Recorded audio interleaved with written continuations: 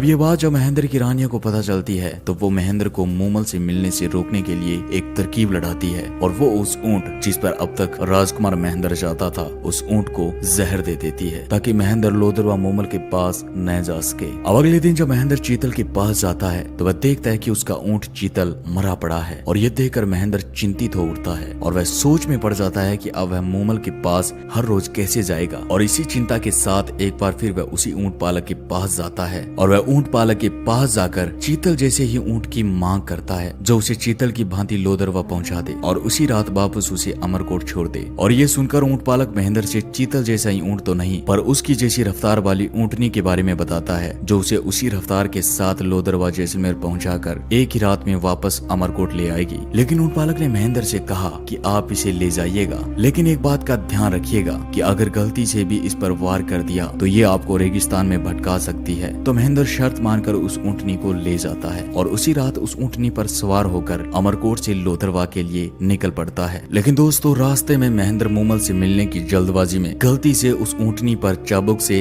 वार कर देता है और वार करते ही ऊंटनी उसे रास्ते से भटका देती है। लेकिन इधर लोदरवा के महल में मूमल अपनी सखियों के साथ बैठी महेंद्र का इंतजार कर रही थी। तो मूमल की बहन सुमल अपनी बहन का मन बहलाने के लिए पुरुष का रूप धारण कर लेती है और दोनों बहनें खेलते खेलते एक साथ ही सो जाती है। लेकिन दोस्तों सुमल ने अपनी बहन के साथ सोते वक्त पुरुष की वेशभूषा नहीं उतारी और वह इसी भेष में अपनी बहन मूमल के साथ सो जाती है। और अब इधर महेंद्र जैसे तैसे उस ऊंटनी को काबू करके राजकुमारी मूमल के महल के बाहर पहुंचता है। लेकिन महेंद्र को